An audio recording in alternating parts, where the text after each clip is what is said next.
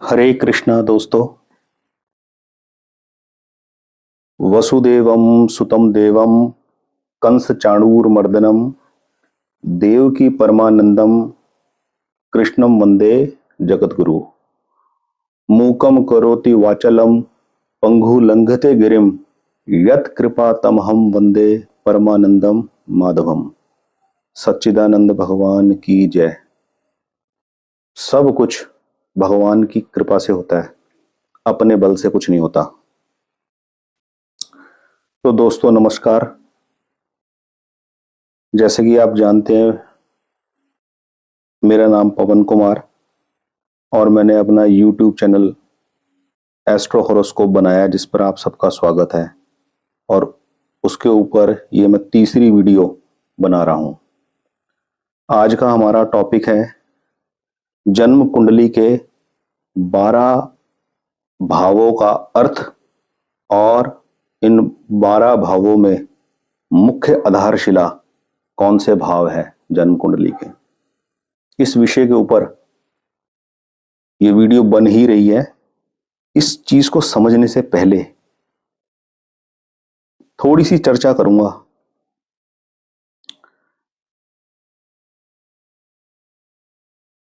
जीवन में 3 चीजें हैं। पहला सीखना, समझना और अनुभव करना। फॉर एग्जाम्पल, एक छोटी बच्ची है जो अपनी मां को मां कहती है, मां समझती है। हम सब भी बचपन में अपने माँ बाप को समझते थे। कोई खास ट्रेनिंग नहीं ली, कोई खास किसी ने सिखाया नहीं, बस सीख गए, कुदरती तौर पे सीख गए। कुदरत ने सिखा दिया, प्रकृति ने सिखा दिया। जब वो बच्ची थोड़ी बड़ी हुई तो अब सिखाने की जरूरत नहीं है। अब समझ डेवलप हो गई है, अपने आप से समझ डेवलप हो गई कि ये माँ का रिश्ता क्या है। बचपन में अगर कोई पूछे कि आप इसको माँ क्यों बोलते हो, तो बच्चा डिफाइन नहीं कर सकता, बता नहीं सकता कि ये माँ कैसे है। लेकिन जब समझ डेवलप हुई जीवन की, तो ये समझ में आ गया छोटी बच्ची को कि ये मेरी माँ कैसे है। अब उसके बाद बच्ची जवान हुई, बड़ी हुई, विवाह हुआ, अब वो खुद मां एक बार बन गई, तो अब उसे पूरी प्रक्रिया का अनुभव अब हो गया कि ये पूरी प्रक्रिया क्या है। तो ये 3 स्टेप है जीवन के: सीखना, समझना और उसका अनुभव में उतर जाना, उसका अनुभव हो जाना। यह है पराकाष्ठा। और ये तीनों चीजें होंगी ईश्वर की कृपा से, अपने बल से नहीं होती। अपने बल से नहीं हो सकता कोई काम, ईश्वर की कृपा से होगा। तो अब प्रश्न ये है कि ज्योतिष से समझ को विकसित कैसे करें। सीखते तो हम बहुत कुछ है, पूरा जीवन सीखने में बिता देते हैं, रोज ही कुछ ना कुछ सीख रहे हैं। इतना कुछ सीख लिया, फिर भी सीखना बाकी है अभी। लेकिन अगर थोड़ी सी भी समझ डेवलप हो जाए तो ये सीखना साकार हो गया। तब ये सीखना साकार है। और ये समझ डेवलप करने के लिए ईश्वर की कृपा तो चाहिए चाहिए। इसका बार बार जिक्र नहीं करूंगा, क्योंकि ये तो मूल बिंदु रहेगा ही हर काम में, हर काम में, हर पल में। ज्योतिष सब्जेक्ट से समझ को डेवलप करने के लिए, जीवन के प्रति समझ डेवलप करने के लिए ज्योतिष क्या मदद कर सकता है, ज्योतिष की क्या हेल्प ली जा सकती है? बिल्कुल ली जा सकती है। अपने महान देश, महान भारत की महान संस्कृति की महान महान महान इस विद्या का लाभ भरपूर उठाया जा सकता है। बिल्कुल भरपूर उठाया जा सकता है। आज के इस मेटीरियलिस्टिक वर्ल्ड के अंदर इसको एक पैसा कमाने का प्रोफेशन बना दिया है। इसका इस्तेमाल ऐसे होता है कि आप अपने ग्रहों के हिसाब से देखिए, शेयर मार्केट में आप पैसा कमा सकते हैं, नहीं कमा सकते। बिल्कुल इसको डाइवर्सिफाई कर दिया, बिल्कुल ही, बल्कि ऐसे लगता है मुझे तो ये बिखर गया ये सारा मामला। इसका जो बेसिक मूल है ना, वो स्किप हो गया है। अब मैं कोशिश कर रहा हूं अपनी इन क्लासेस के माध्यम से कि मैं अपनी बात रख सकूं। जिसको पसंद आएगी वो इसको जीवन में अपना के देखे।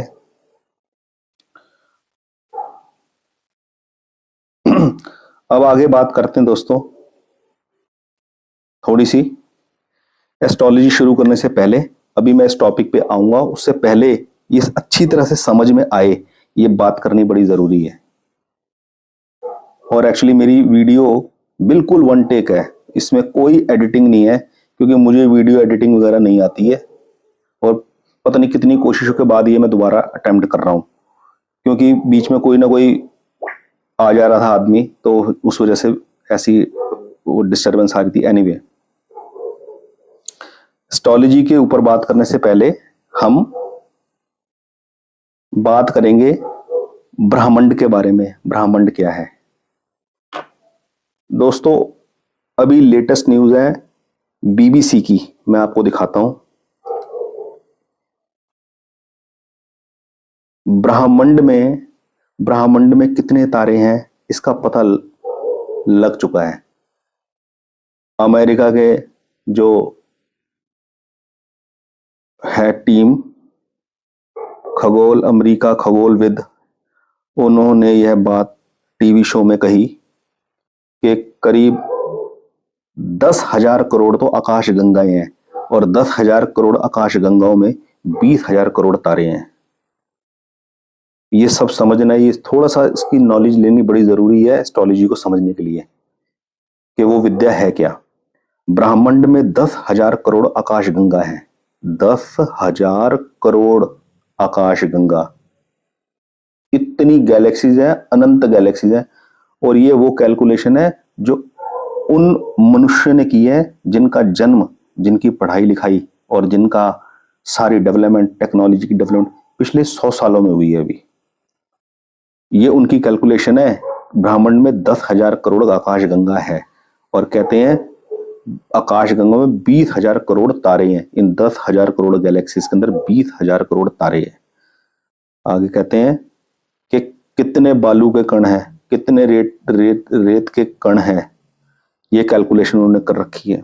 कहते हैं पूरे ब्रह्मांड में तारों की संख्या 2 के बाद 22 शून्य के बराबर है। 20,000 करोड़ तारे, इतने समुद्री तटों के ऊपर रेत के कण नहीं है। ये उन्होंने पूरी कैलकुलेशन निकाली है। ये देखो, 20 के आगे 22, 2 के आगे 22 जीरो लगाए हैं। पूरे ब्रह्मांड में तारों की संख्या 2 के बाद 22 शून्य के बराबर है, और 4 के आगे 21 शून्य है, उतने हैं रेत के कण। इतना विशाल ब्रह्मांड है। ये सारी बात इसलिए बता रहा हूं कि इतने विशाल ब्रह्मांड के अंदर दोस्तों, इतनी 1,000 करोड़ गैलेक्सीज के बीच में एक गैलेक्सी है आकाशगंगा, जिस गैलेक्सी के अंदर हमारा सौरमंडल है। ये देखिए, इस गैलेक्सी के अंदर ये हमारा सौरमंडल है। मैं थोड़ा सा इसको ऊपर करता हूं पेपर को, यहां पे, यहां ये हमारी गैलेक्सी है और ये हमारा सौरमंडल है। हम इन प्लैनेट्स के बारे में बात करेंगे। इस बेसिक समझना बहुत जरूरी है, ताकि हमें अपनी हैसियत के बारे में पता चलते कि हैसियत क्या है। ये जो मैंने अपनी किसी भी वीडियो में कभी ऐसा नहीं बोला, और ना मैं कभी जिंदगी में बोलूंगा कि ज्योतिष सीखें और अपना भविष्य जाने। ज्योतिष सीखकर भाग्यशाली रत्न पहनकर अपना भविष्य बदलें, ऐसी बात बोलना बिल्कुल बिल्कुल बिल्कुल बेसलेस बात है। मैं जो बोल रहा हूं, मेरे मुंह से जो शब्द निकल रहे हैं, मेरे शरीर की करोड़ों अरबों नस नाड़ियों के अंदर जो रक्त का प्रवाह चल रहा है, मेरी जो ये श्वास चल रही है, आपके जो कान सुन रहे हैं, ये जिसकी शक्ति से चल रहे हैं, उसके आगे हम भविष्यवक्ता बन जाए, ज्योतिष के माध्यम से हम अपना भविष्य जान ले, अपने भविष्य की प्रेडिक्शन कर दे, इम्पॉसिबल। मैं इस बात को बिल्कुल इम्पॉसिबल मानता हूं। ज्योतिष का क्या इस्तेमाल है वो मैं अभी बस आगे आपको बताने जा रहा हूं, और इसका लाभ कैसे जीवन में उठाया जा सकता है। आकाशगंगा की बात करते हैं, जिस आकाशगंगा में हमारा सौरमंडल है। इस आकाश गंगा की जो लंबाई है इस छोर से इस छोर तक, वो है 1,00,000 लाइट ईयर। लाइट की स्पीड होती है 3 लाख किलोमीटर प्रति सेकंड। एक सेकंड के अंदर 3 लाख किलोमीटर अब तक की खोज के अंदर वैज्ञानिकों की सबसे तेज गति प्रकाश की होती है, लाइट की सबसे तेज स्पीड है 3 लाख किलोमीटर प्रति सेकंड। लाइट अगर इस छोर से इस छोर तक ट्रेवल करने लगे तो उसको ये आकाशगंगा पूरी क्रॉस करने में 1 लाख साल का वक्त लग जाएगा। और इस आकाशगंगा की चौड़ाई है 1000 लाइट ईयर। इस इतनी विशाल आकाशगंगा के अंदर एक सोलर सिस्टम के अंदर हम लोग रहते हैं। बीच मध्य में सूर्य देव है, सूर्य भगवान है, और चारों तरफ 9 प्लेनेट चक्कर काट रहे हैं। ठीक है जी। जिसके अंदर हम पृथ्वी पे रहते हैं। पृथ्वी की स्पीड करीब 15-16 किलोमीटर की दूरी पे है पृथ्वी सूर्य से है, और करीब 140 करोड़ किलोमीटर की दूरी पे है शनि। 140 करोड़ किलोमीटर की दूरी पे है। पूरा रेडियस, पूरा सर्कल काट रहे हैं अंदर। शनि को 30 साल का समय लगता है एक राशि को क्रॉस करने में। 30 डिग्री की एक राशि का स्पैन को क्रॉस करने के लिए शनि को 2.5 साल का वक्त लगता है। इतनी विशाल आकाशगंगा के हम लोग रहते हैं। हम जो अब ज्योतिष की बात करेंगे वो करेंगे इस सोलर सिस्टम के अंदर। इस सोलर सिस्टम के अंदर अर्थ प्लेनेट के ऊपर हम लोग आए हैं। ईश्वर ने हमारा जन्म इस प्लेनेट के ऊपर किया है, और अब हम ये विषय के ऊपर चर्चा करेंगे कि हमें नहीं पता यहां हमारा जन्म किस आधार पर हुआ, किसने डिसाइड किया कि हमें कौन सा घर मिलेगा और कैसी परिस्थितियां मिलेंगी, कैसा रंग रूप मिलेगा। ये बस हमारा जन्म हो गया और जब हमने होश संभाला तो हमें ये संसार दिखना शुरू हो गया। और अब हम उस संसार के अंदर चलते चलते, मैं यूट्यूब के प्लेटफॉर्म पे अपनी ये वीडियो डाल रहा हूं, और स्क्रॉल करते हुए अगर आपको दिख गई आप इसको देखोगे और कोई मतलब की चीज मिली तो आप उसे अडॉप्ट करोगे, वरना आप कुछ और देखोगे। तो ईश्वर की कृपा से अब आगे बढ़ते हैं और मैं एस्ट्रोलॉजी की बात करता हूं कि एस्ट्रोलॉजी से जीवन में कैसे बढ़ोतरी की जा सकती है अपनी समझ के मामले में। ठीक है। इस विषय में भी आगे काफी चर्चाएं होंगी, राशि चक्र के ऊपर, नक्षत्र चक्र के ऊपर, के पूरे तारामंडल के अंदर कैसे 30-30 डिग्री की एक एक राशि है और उसके अंदर सब डिवीजन नक्षत्रों के हैं। तब मैं आपको बताऊंगा कि एक राशि को क्रॉस करने में शनि 2.5 साल का समय लेते हैं, मंगल 1 साल का, गुरु 13 महीने का समय, अपने सूर्य बुध शुक्र एक राशि को क्रॉस करने में करीब 1 महीने का समय लेते हैं। सूर्य वैसे तो मध्य में है, लेकिन ज्योतिष के अंदर पृथ्वी को मध्य में मानते हैं, पृथ्वी को मध्य में स्थापित करते हैं, और सूर्य को पृथ्वी का मानकर एज्यूम किया जाता है कि सूर्य गति कर रहे हैं हर एक राशि में। इसीलिए 1 महीने के बाद संक्रांति आती है, जब सूर्य भगवान राशि को बदलते हैं। That is the period of Sankranti. चंद्र सबसे फ्रिक्वेंटली ट्रेवल करते हैं। चंद्र पृथ्वी के चारों तरफ घूम रहे हैं तो चंद्र करीब 2.5 दिन के अंदर एक राशि को क्रॉस कर जाते हैं। राहु केतु 1.5 साल लेते हैं। तो अब आगे बढ़ते हैं दोस्तों।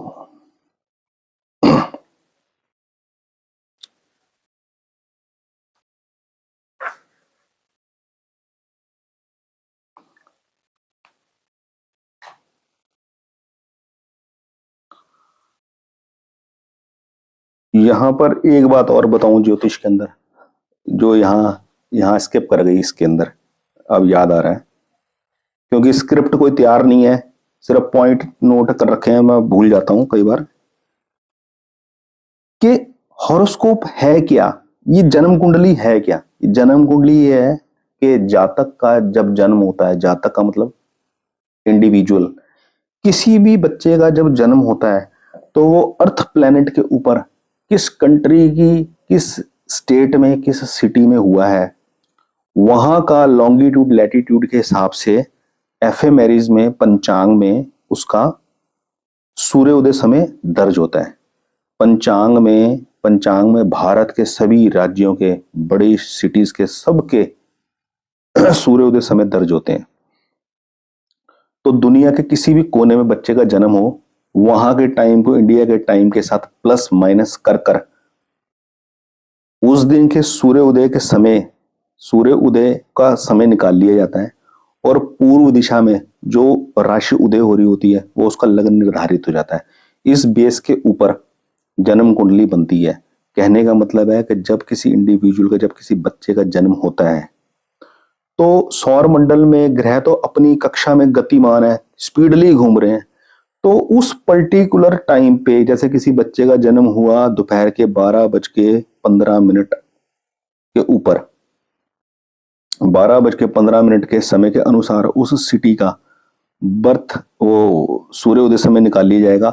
उस वक्त कौन कौन सा प्लेनेट किस किस राशि से ट्रांजिट हो रहा था वो उसको दर्ज कर देंगे इसके ऊपर, लगन कुंडली, इसमें कुंडली में D1 चार्ट में, D1 चार्ट, लगन चार्ट इसको बोलते हैं, लगन चार्ट, लगन चार्ट। ठीक है जी।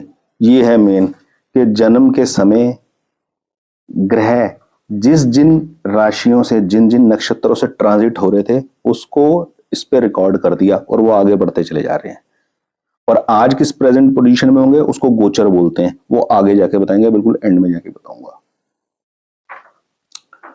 मेन चीज, एक चीज और है, ज्योतिष के 5 मुख्य स्तंभ होते हैं। एक होता है गणित ज्योतिष।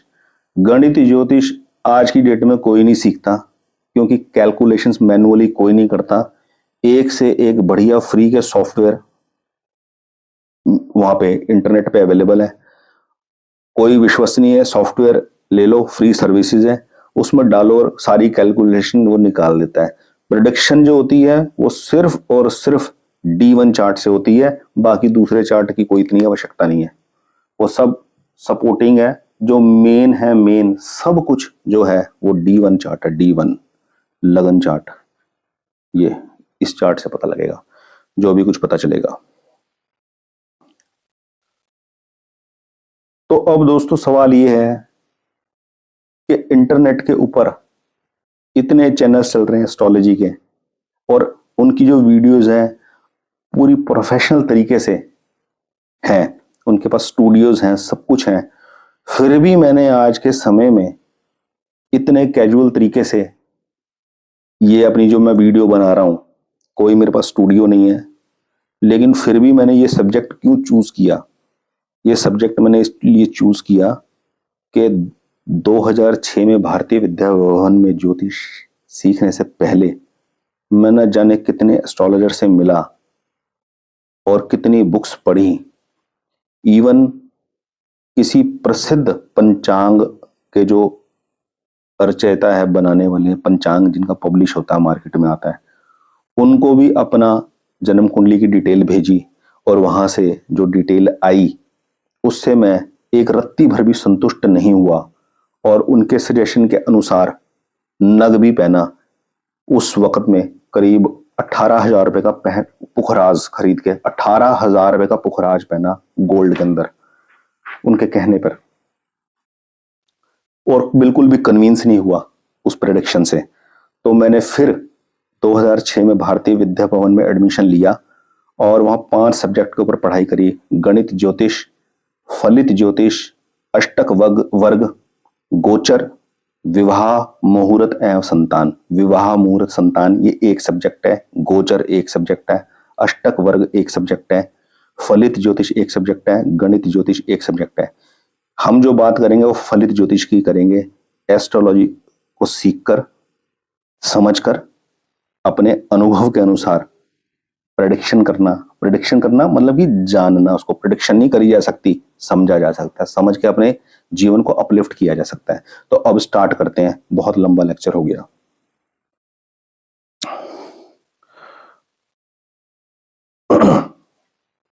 दोस्तों ये है कुंडली के 12 भाव। ये कहलाता है प्रथम भाव, द्वितीय भाव, तृतीय भाव तीसरा भाव, चतुर्थ भाव चौथा भाव, पंचम भाव, षष्टम भाव छठा भाव, सप्तम भाव विवाह का, अष्टम भाव नवम भाव नौवां भाव, दशम भाव 10वां, एकादश भाव द्वादश भाव, ये 12 भाव है।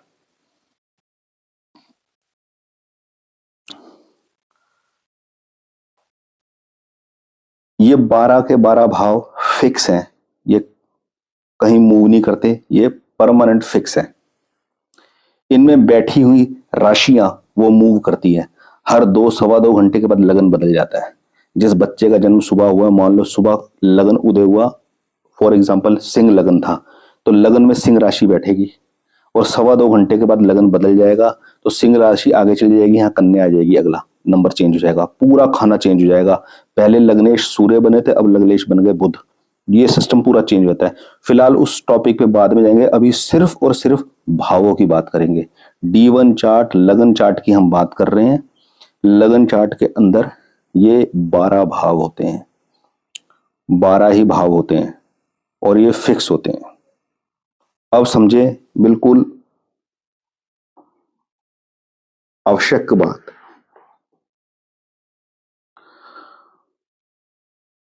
जन्म कुंडली का जो लग्न है, ये भाव सबसे इंपॉर्टेंट है, सबसे इंपॉर्टेंट।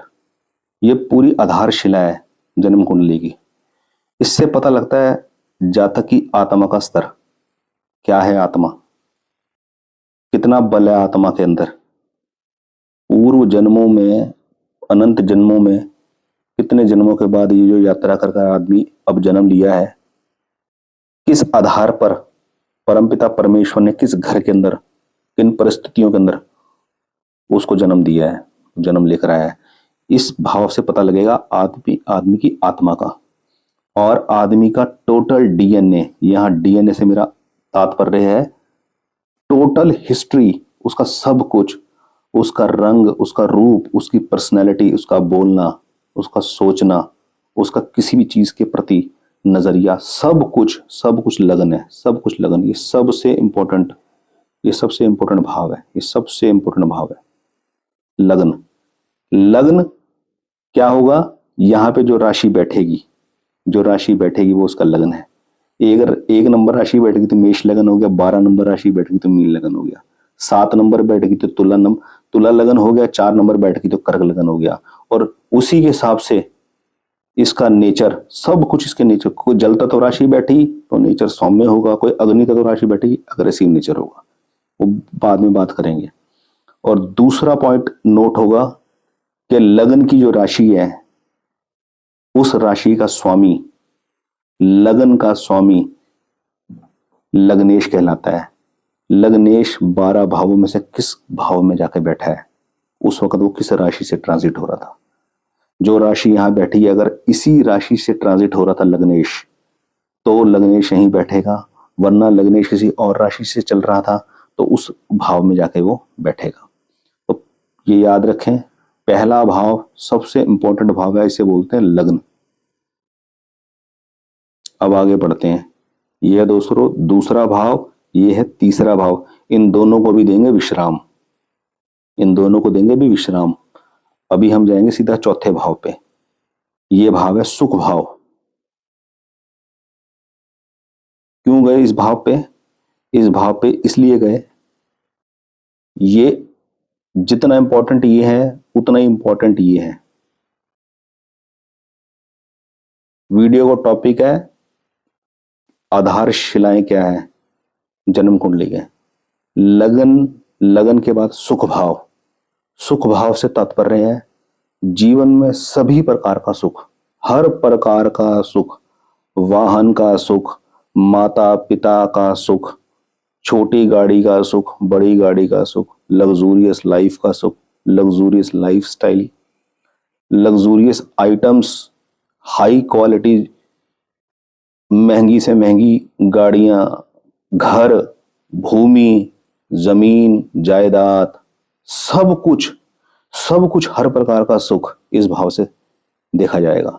इस भाव के अंदर बैठी हुई राशि, उस राशि का स्वामी कौन है और वो जन्म कुंडली में कहां बैठा है। भावों का बलाबल कैसे नापा जाता है, कैसे देखा जाता है, वो आगे बताऊंगा जब ग्रह के बारे में जान लेंगे, ग्रहों के स्वभाव के बारे में जान लेंगे, राशियों के स्वभाव के बारे में जान लेंगे। शुभ अशुभ ग्रहों के बारे में जान लेंगे, तब देखेंगे भावों को बलाबल कैसे देखा जाता है, भाव कैसे बलवान होता है। अभी हम सिर्फ भाव को समझ रहे हैं कि ये भाव क्या क्या रिप्रेजेंट करता है। चौथा भाव की बात कर रहे हैं, सुख भाव को प्रेजेंट करेगा जीवन में सब प्रकार के शुभ सुख, सब प्रकार के सुख। उसके बाद पंचम भाव और छठे भाव को अभी विश्राम देंगे, बात करेंगे सप्तम भाव की। सप्तम भाव है विवाह का भाव, सबसे इंपॉर्टेंट भाव है, सबसे इंपॉर्टेंट, बहुत इंपॉर्टेंट है विवाह, क्योंकि विवाह के बाद जीवन की जिम्मेवारियां बहुत बढ़ जाती हैं। पहले स्त्री का जीवन कुछ और होता है, पुरुष का जीवन कुछ और होता है। विवाह के बाद अपना खुद का एक परिवार होता है, जिम्मेवारियां बढ़ जाती हैं, हर चीज बदल जाती है जीवन में। ये बहुत इंपॉर्टेंट भाव है विवाह, सप्तम भाव की बात कर रहे हैं।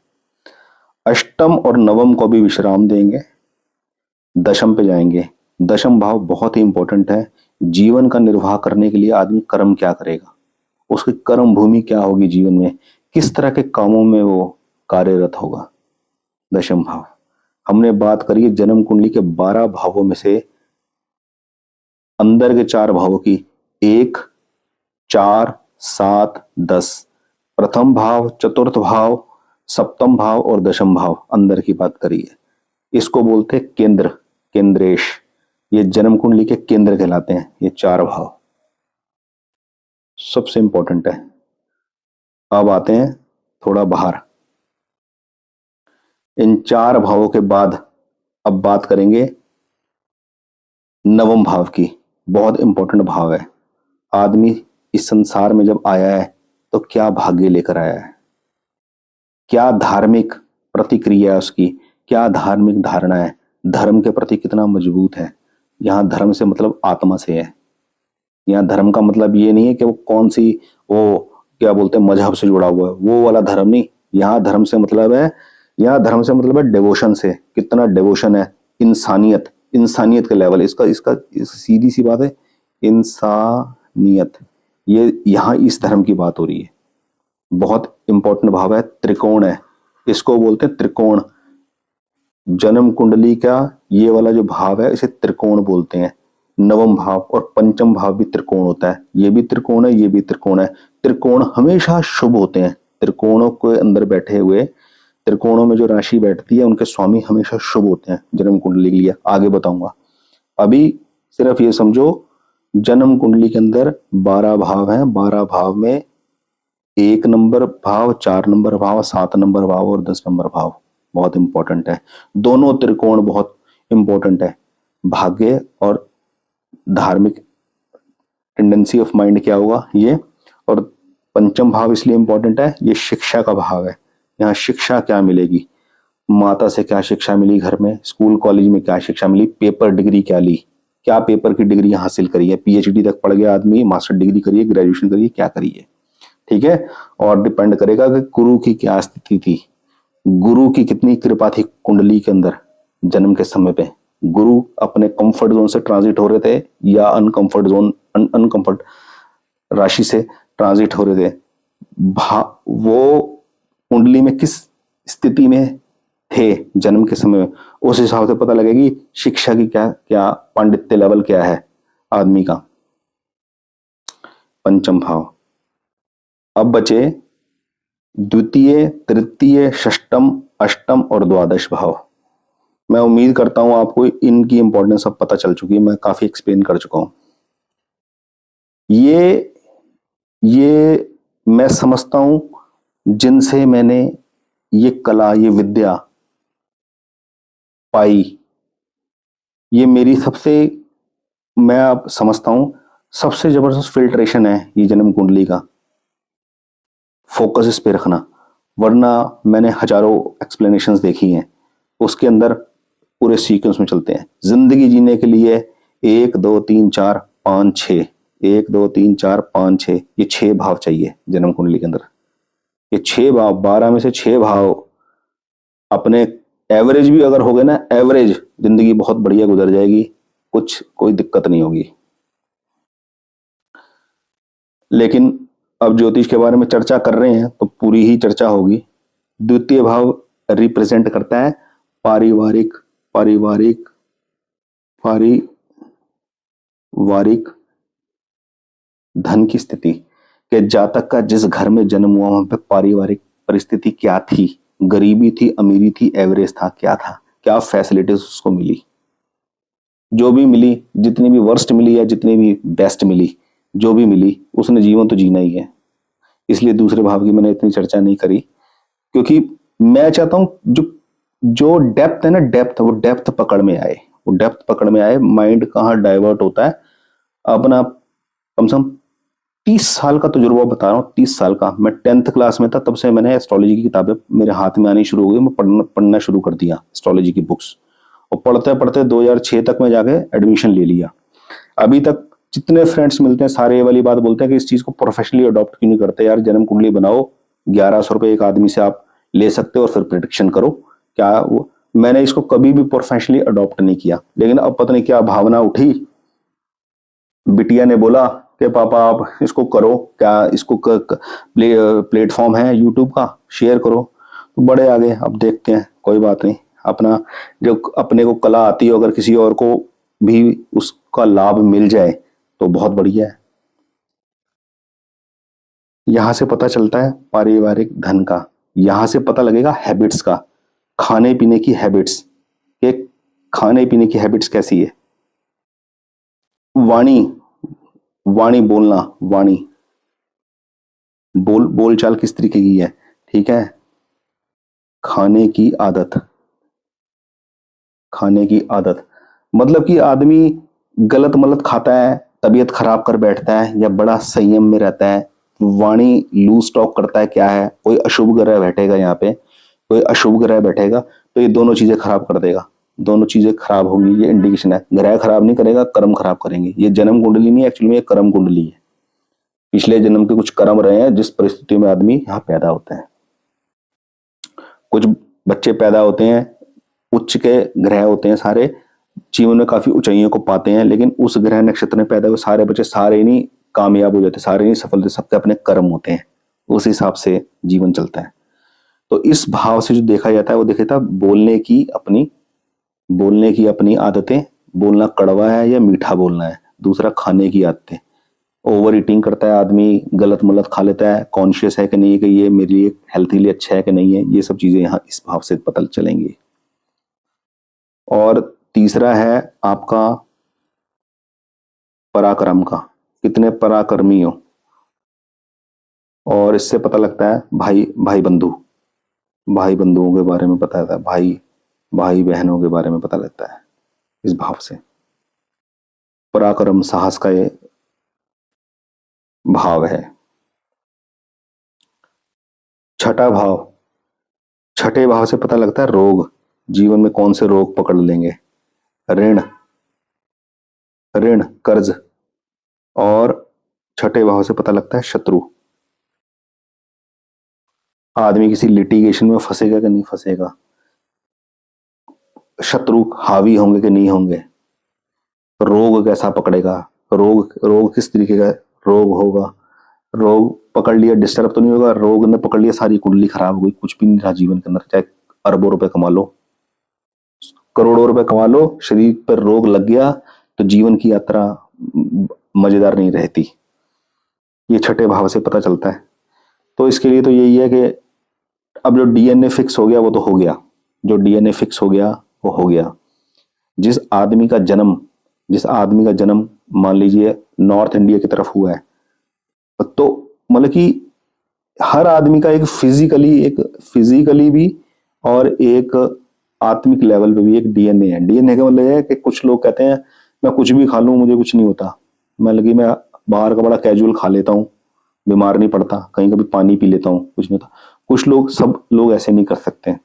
ऐसी ऐसी कुछ का ऐसा होता है, पहला काम करते पहले एक काम में कामयाबी मिल जाती है, सेट हो जाते हैं। कोई होते हैं 20 काम जिंदगी में, 50 काम बदल चुके होते हैं, लेकिन उनकी सेटलमेंट नहीं हो पाती। तो ये सारा, इसको मैंने डीएनए वर्ड दिया है, ये कार्मिक डीएनए है। ये मेडिकल साइंस का डीएनए नहीं है, ये कर्मों का डीएनए है। तो नवम भाव की भी मैंने बात कर दी। यहाँ धर्म का पता लगेगा, कितना धार्मिक है इंसान, पिता के साथ उसके रिलेशंस कैसे हैं, ठीक है, भाग्य कैसा है, ये इस पर डिपेंड करता है। अच्छा, अष्टम भाव, अष्टम भाव रह गया। अष्टम भाव है आयु। आयु को पता लगता है। आयु के बारे में क्या कोई चर्चा करेगा? परमपिता परमेश्वर ने जितने श्वास लेके भेजा है, उतने श्वास पूरे होकर जीवन यात्रा करके हर इंसान ने अपना जाना है। अब अष्टम भाव से पता लगता है सट्टा, लॉटरी, आकस्मिक धन। ये मैं लिखूंगा नहीं यहाँ पे, क्योंकि ये सब चीजें मैंने अपने जीवन के किसी चीज में देखा है। सीखने और सिखाने वाले का माइंड, मैं तो समझता नहीं कि इसके ऊपर चर्चा करने वाले को ऐसे विषयों पे बात करनी चाहिए, क्योंकि ये माइंड डाइवर्ट करते हैं।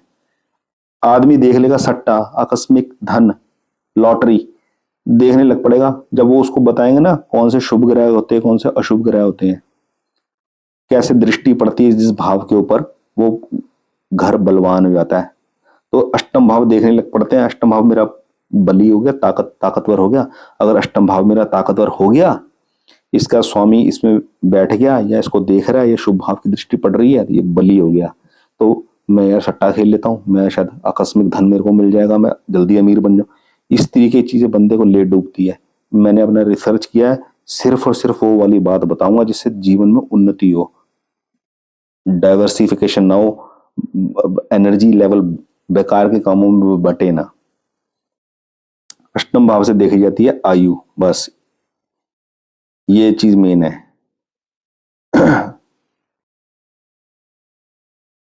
एकादश भाव, आए, क्या आएगा यहां से, क्या आएगा? इतना कुछ करेंगे, सुख भाव में क्या हालात हैं, विवाह हो गया, भाग्य क्या साथ में, कर्म भी आदमी कुछ ना करेगा तो आवत भी कुछ ना कुछ होगी। हर आदमी को कुछ ना कुछ मिलता ही रहता है संसार में। क्या संसार में आएगा, ठीक है जी। यहाँ व्यय, ये व्यय भाव है, क्या खर्च होगा आदमी का, क्या उसके हाथों से जाएगा, ये व्यय भाव, ये व्यय भाव है, खर्च का भाव है, ठीक है जी। तो ये ओवरऑल है। विदेश यात्रा भी यहाँ से देखी जाती है, विदेश यात्रा भी यहाँ से देख सकते हैं। लेकिन ओवरऑल मैंने आपको बात बता दी, ओवरऑल ये इसका फल मैं आपको फिर फ्रेंकली बताऊं, अपने एक्सपीरियंस के हिसाब से बताऊं, इसको देखना, इस भाव के फल को देखना, इस भाव के फल को देखना, एक, दो, तीन और चार, इसको देखना, अपनी एनर्जी को थोड़ा सा वो करना है, डाइवर्सिफाई करना है, फोकस होना चाहिए यहाँ पर। लगन मजबूत है और सुख भाव की क्या स्थिति है, भाग्य कैसा है, शिक्षा क्या ली आदमी ने, बस इसके ऊपर जीवन पूरा पूरा हो जाएगा। अब अलग से देखो विदेश यात्रा मेरी होगी कि नहीं होगी, मैं विदेश में सेटल होंगी नहीं, या सुख भाव के अंदर सुख का लेवल पता लग जाएगा तो पता लग जाएगा, सब कुछ होगा। विदेश यात्रा होगी तब भी बढ़िया, नहीं होगी तब भी बढ़िया, क्योंकि सुख सुख है जीवन में तो बस ठीक है। सुख भाव से पता लगेगा महलों में रह के भी मन संतुष्ट है, या झोपड़ी के रह के के अंदर रहकर भी आनंदित है आदमी। बस ये 12 भावों का कुल निष्कर्ष। ये बात बिल्कुल उसके अंदर बैठ जानी चाहिए, ठीक है जी। ये जो अंदर वाले भाव है, ये जो अंदर वाले भाव है, 1 नंबर, 2, ये 4 नंबर, 7 नंबर और 10 नंबर, ये अंदर वाले भाव कहलाते हैं केंद्र, केंद्रेश, केंद्र केंद्रेश, ठीक है जी। ये जो 2 भाव है, पंचम और नवम, ये कहलाते हैं त्रिकोण, इनको बोलते हैं त्रिकोण दोस्तों, ठीक है जी। 4 केंद्र हो गए, 2 त्रिकोण हो गए, इनको बोलते हैं त्रिषडाय, त्रिषडाय, ये त्रिषडाय होते हैं। त्रि त्रिश त्रिषडाय, त्रिषडाया, 3, 6, 3, 6, 11 और एक तीसरी कैटेगरी होती है 8 और 12। 8 और 12 बस ये देखना मेन है। केंद्र के स्वामी कौन है और कहां बैठे, त्रिकोण के स्वामी कौन है और कहां बैठे, त्रिषेणाय में कौन बैठे और 8-12 में कौन बैठे, ये मेन होगा।